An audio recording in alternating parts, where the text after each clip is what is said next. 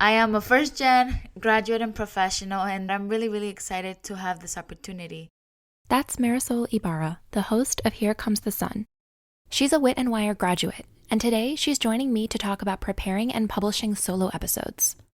We'll cover tips to outline, script, and streamline production for both solo episodes and really episodes of any format. But I think the most important question Marisol asks is, how can I still make sure that my solo episodes sound like me? It's all coming up in today's episode of Wit and Wire. Welcome to Wit and Wire, where we share podcasting tips, tutorials, and resources to help podcast hosts of all experience levels. I'm your host, Melissa Guller, and no matter how new or seasoned you are as a podcaster, I can't wait to help you find more listeners, build your audience, and make an impact. Before we dive in, today's shout out goes to the Sugar Cookie Podcast.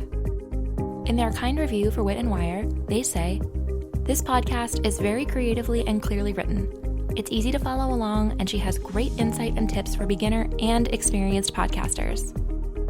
Reviews like these honestly make my day, so a huge thank you. And if you'd like to hear your name or podcast in an upcoming episode, visit witandwire.com/Apple to leave us a review in Apple Podcasts.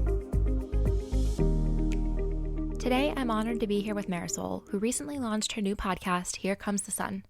It is tailored for first-gen graduates and professionals like myself, because after you cross that stage, a lot of things change. So in my podcast, I cover topics about career development, money management, and also how to take care of ourselves. And I also want to mention that everything that I covered in my podcast is things that I apply and that I really apply to my everyday life. And when we got on our call, I wanted to know exactly how I could help. So I had a question for you, Melissa, of what is your thinking process when you are organizing your content for your episodes, in particular for solo episodes, because my goal is to really educate and inform my listeners. It's such a great question because for anybody who's tried to do a solo episode, I feel like it is not something that comes naturally. Like the first time you set up your microphone and you're just kind of talking at yourself in a room, that's not something a lot of us do very often. So figuring out how to prep beforehand and sound really engaging as though maybe there is somebody listening to you in the room, I think is a learned skill. Do you have an example of an episode topic that you've either done recently or maybe that you're working on that we could kind of use throughout our recording together? Yeah, I think one episode was about building an emergency fund and what an emergency fund entails, because not a lot of people talk about that. So I really wanted my listeners to understand what an emergency fund entails, but also how they can start one. Perfect. So the first thing I would ask myself before even outlining the whole thing is, what are the main outcomes that I want my listeners to get in the end? I find this is true for a lot of things, whether it's creating an episode or even project management. If I start with the end in mind, it makes it a lot easier. But maybe where you would start is by saying, like, these are the most important 3 reasons why people should have an emergency fund. That usually gives me a pretty good framework for, in my mind, what become episode sections. So maybe the narrative of this emergency fund episode becomes, all right, first we need to talk about what is an emergency fund. Then we need to address why it might be important. Maybe there are a few reasons. And then maybe the third section is tools, how to actually do it. What do I need to know? What links do I need? And that creates the framework of my episode. And I know a big, let's say, sticking point is, do I script it out word for word, or do I just do a little bit of bulleting? So what is your style when it comes to scripting it out all the way versus not? It all depends. But now that I've getting more used to talking to a mic by myself in my room, I've been more leaning towards like bullet points or a little bit more paragraph bullet points rather than, scripting everything out. Yeah, I think for a lot of people, it ends up being a bit of a hybrid. What I usually do is there are some moments that I always script. I always script my intro and my outro, and I usually script some key takeaways that I know I want to really nail. And I'll often script maybe the wrap-up section. What I start working on is just like what I want to cover on the episode, and I just start writing everything out, scripting everything out. And for some reason, when I go back and listen to my episodes, I just feel that it doesn't feel so natural. It doesn't feel like me. like I wish it did. So I'm like, I know there has to be another way of doing this process. Yeah, I know a lot of students who feel this way because I think there are a few tricky things about going solo. The first is that it's tough to write a script that sounds exactly like us. And then when we read it, it can feel either forced or maybe like it doesn't have the right personality. Like maybe you've written something that's very formal, but when you talk, you're really bubbly and it just doesn't quite add up. So that's one reason why I think reading a script word for word is tough, because it's hard to write a script word for word that really sounds like a human. But the other thing I get asked about a lot is how to read a script in a way that doesn't sound like you're reading off a script. And I think more than anything, it just takes time and practice. And the first time you try, it'll sound a little bit awkward, but the more you do it, the easier it'll get. What I like to do is to read with a little bit of extra inflection in my voice. It'll sound a little uncomfortable to you, but it'll sound really good to the listener. Most of us don't realize that when we read out of a book, we're really just kind of going in a very flat, monotonous voice. So when I first started reading scripts out loud, I thought I sounded totally ridiculous. So I think if you feel a little ridiculous, like maybe you're intoning a little bit extra, it's probably just right. The other thing I would add about script reading is that most of us tend to talk pretty quickly, and it's better when you're reading a script to talk a little bit more slowly. With a podcast app, people can always speed you up. Like I know my sister is a 2Xer. She listens to everything on 2X speed. And so if people want to do that, they have the option. Some more practical tips include practicing in front of a mirror. That'll help you kind of see your mannerisms. And if you're the kind of person who uses your hand when you talk in person in conversation, you should be the kind of person who gestures when you read your script as well. So make sure you are doing that. It may help bring out a more natural sound to your voice. But beyond that, I would say just practice again and again. And more than anything, probably the best way for you to sound natural on a podcast is to not fully script it out and to try the bullet point approach. When you do just have a few bullet points about your episode, you can still go into it feeling prepared to record, but that way you don't actually read word for word, which comes across to your listener. It'll feel more conversational. So for example, instead of writing out a whole sentence about some story that I want to tell, I'll just put a bullet point, like a note to self, about what I want to say and say, oh, the time I did X or the time I helped a client with Y outcome. And that'll jog my memory enough. And from there, I'll just record a couple of takes and I'll choose the one that I like the best. Yeah, I've done that in the past and I did see the difference. I just put insert story of when this happened and then it was really helpful. That's what I like to do, not only because it sounds more natural, but I think the prep takes less time. For me, the art of getting something perfectly scripted just feels like it takes forever. And at least for me, the way that I write and the way that I speak are a little bit different. You know, I try to put my own personality into my writing, but speaking comes a lot more naturally to a lot of us, especially podcasters.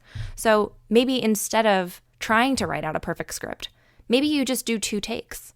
And then afterward, you decide, oh, I like the second one better. And that's the one you go with. Those were really, really helpful tips. I do have another question. How do you manage like all the components it takes to produce the episode? Like the content creation, the recording, the editing, the show notes, the marketing. Do you have like deadlines for each, or like how much time do you dedicate for each section? This is something that a lot of podcasters struggle with. And I think there's no one right answer, especially when it comes to batch working versus not batch working. So the short answer is that I use Asana, but there are a lot of great tools. Notion has task management. There are countless others, and I can include some links in the show notes. To me, what's most important is not that everyone hears me say I use Asana and everyone runs out and uses Asana. It's more about finding a system that works really well for you. Because what is nice about podcasting is that every episode has a similar checklist of things that you do every time. So let's say for you, it could be that you're choosing the topic, then you're prepping, then you're recording, editing, publishing, and then marketing, you're sharing it. And so there's key things that you do every time. So what I think is important is figuring out what are those things that you do every single time. And for me, if it's Asana, maybe I have a card and it's got a checklist in the card of all those tasks. And then I just make one for every episode. If it's Notion, maybe you have a page with a checklist for every episode. And then I think when it comes to actual time management, there are two strategies. One is batching, where maybe you say, the first week of every month, I do all my recordings. I do 4 episodes, I prep them, I record them. Then the next week I do all my edits, then all my publishing and marketing. That works really well for some people. For others, maybe it's that every Monday you do a recording, and Wednesday maybe you do your editing, and then Thursdays has a certain task. I think, at least for me, it's about finding some sense of consistency, because the fewer decisions you have to make, the easier it'll be to keep it up. So I know that creating that kind of schedule has been helpful for me, but for you, do you think you would prefer the batching strategy or the certain day of a week strategy, or what do you think might be a better strategy for you? Yeah, that's a good question. Just because I do have a 9 to 5 job, podcasting is my hobby, my side hustle, you can say. So I think something that I found helpful, but it's hard to maintain, is dedicating one certain day. Like, I know for sure my weekends are free, but I think just in 2 days, it's a very little time frame. To me, the beauty of batch working is that once you get in the zone, you can stay in the zone. So I don't necessarily batch a full month's worth of episodes at once. What helps me the most with batch working is actually social media. I have found that if I try to do social media just 1 week at a time, I consistently push it off, I fall behind. But when I sit down to do a whole month's worth of social media posts, that's when it not only feels like I get it done more efficiently, but the content is better because I can kind of think about everything I want to say during a given month. And everyone has, the parts we love and the parts that we don't. And if outsourcing isn't on the table, I would say find a way to just simplify. So for me, it was just deciding to only publish to Instagram once a week. Is that what experts say? No. Is that what I have the bandwidth for? Yes. For you, maybe you think about ways that you could simplify. Is it the editing part of the process? Is it probably for you the solo episode, the prep part of the process? How can you streamline it, which is exactly what we've been talking about? And maybe for you, the part that makes the most sense to batch is prepping for episodes, where just one Saturday, you just sit down and you prep your entire month's worth of solo episodes in one sitting while you're really in the zone. Yeah, that's a really great tip, because there is moments where, you're just in the zone and you're like really feeling it. You're like, I know this is going to help, my ideal listener, and I really want to put it out there. And you're just in a certain mode that you're like, I'm going to have to write everything down or like put it somewhere, because if not, it's not going to come back. Totally. And I think another strategy that some podcasters really enjoy is either doing a themed month or just thinking about groups of episodes together. It doesn't have to be, a huge theme. It could just be that maybe one month you talk a little more about careers, or another month a little bit more about budgeting or finances. But even without the theme, another benefit to prepping 4 episodes at once is that maybe in episode, let's say 14, you realize you could reference something from episode 12, and maybe you put a little note to self that, when I'm talking about this part of the episode, I can say, and if you haven't tuned into episode 12, which was all about this, I really got into all these topics. So I'd highly recommend it. You can check it out. I think that's something that a lot of podcasters could do more of, because we're building so much amazing content, and people will find your podcast new every week. You'll find a new listener who jumps in at episode 50 who's never heard anything that you did before. So I think it's really helpful to tell them which past episodes they might be interested in, so that they can continue listening to your podcast and falling in love with you and all the amazing episodes that you've created. Yeah, that's very true. We tend to forget that there's that listener that just started hearing you. And if you keep talking about something that you've talked in the past, but you don't reference it, it's like, they don't really get that connection. Mm-hmm. I think every episode we have to treat as its own standalone piece of content, piece of advice, piece of education. Sure, you could have like parts 1 and 2 if you wanted to, but thinking back again to your solo episodes, somebody should be able to tune into each one of your episodes, and without having heard any of your other episodes, they should get great takeaways and get a sense of who you are just from the one episode alone, which I know can be hard to do. Yeah, for sure. Kind of learning from you and learning how to streamline these processes for it not to feel super overwhelming. It really makes like the biggest difference. Oh, I'm so glad to hear it. And thank you. I'm really glad that this has been helpful. Before we do go, I want to kind of take our own advice. We said that solo episodes end with a recap, but I think any great interview or conversation could as well. So maybe what are one or two of the things that you want to try implementing right after our call that you think would help you with your solo podcasting and your productivity? Yeah, so for sure, what I'm taking right away is that I'm going to just dedicate one day to do all of my creation of my episodes. I'm a person that when I'm writing my content, I do like to use pen and paper. Just I feel that it flows much better. So I'm just going to dedicate one day and really outline, my 4 episodes for that month. And then I think from there on, I think I really enjoy doing the marketing aspect of it, like the graphics. I do enjoy that part. So I'm going to probably dedicate that like for my Saturday or like a Friday afternoon. And then I think another tip that is kind of helpful is not scripting everything. I'm gonna use that example of like insert this story or talk about this experience so that it doesn't feel that I am like reading out of the script. So I think those are my for sure takeaways that I'm gonna start applying now. It sounds like you have a really great plan, and I'm excited to hear how it goes for you. So you'll have to keep us posted. Where can listeners find out more about you and your podcast if they want to stay in touch? Yeah, for sure. So you can find my website is just marisolibarra.com. And then where I do post different tips and tricks is on Here Comes the Sun _podcast. So you can find me on Instagram. Perfect. Well, thank you again for joining. I can't wait to hear how everything goes for you. Perfect. Thank you so much, Melissa, for this opportunity. Thank you so much for joining us this week.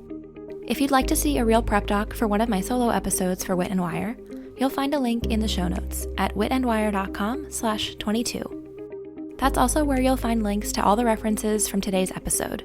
Again, that's witandwire.com/22 for episode 22. As always, you can learn more about Wit Wire's podcasting courses and production services on our website at witandwire.com. We have programs and services for podcasters of all experience levels. So if you're interested to learn more about launching, producing, or scaling your show, please don't hesitate to check out our site or to email me at hello@witandwire.com. I'm Melissa Guller, and you've been listening to Wit and Wire. I'll see you next time, podcasters.